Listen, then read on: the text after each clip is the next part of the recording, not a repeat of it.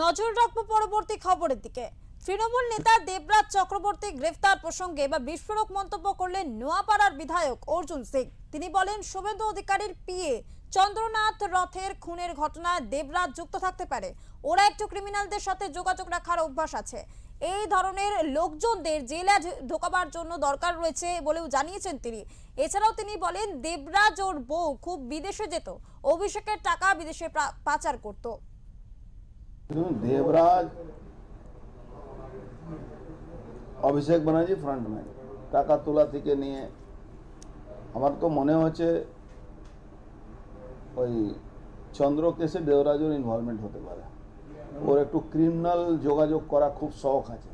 মমতা অভিষেক ব্যানার্জি লোক, ও সুমিত, এরা সব ক্রিমিনাল যোগাযোগ খুব রেখেছে।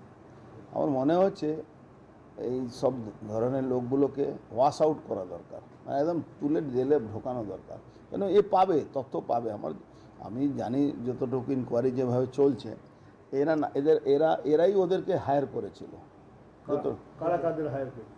এই দেবরাজ, সুমিত, এরা সব ক্রিমিনালদেরকে হায়ার করে যেখান তেখান সেন্টার দিয়েছিল। চন্দ্র থেকে আরও মার্ডার করাবার এদের প্ল্যান ছিল, কিন্তু ঘটনাক্রমে এই ঘটনাটা ঘটেছে ইলেকশনে রেজাল্টের পরে। তো এই ধরনের একটা বড় মানে এই নেক্সাসটাকে ভাঙতে হবে মাননীয় মুখ্যমন্ত্রীকে।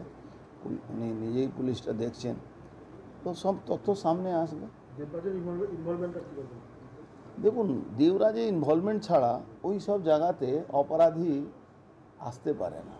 দেবরাজের একটা মানে নিজেকে হিরো সাজার একটা প্রবণতা আছে। পার্থভূমি ঘনিষ্ঠ, সুমিতের ঘনিষ্ঠ, অভিষেক ব্যানার্জি বাড়িতে যাওয়া অ্যাক্সেস ছিল।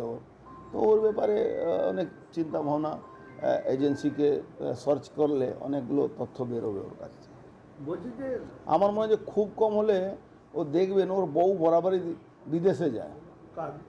দেবরাজের বউ এই হাওয়ালা নেক্সেস দিয়ে টাকাগুলো পাঠিয়ে, অভিষেকের টাকাগুলো ওর কিন্তু বিদেশে কোম্পানি খুলে অ্যাকাউন্ট খুলে রেখেছে। ওই জন্য তো ওই এতে, অথচ ওদের মধ্যে নিজের মধ্যে রিলেশন ভালো না থাকলেও কিন্তু ওর আওরান নিয়ে এই অনেকগুলো টাকা পাচার হতো।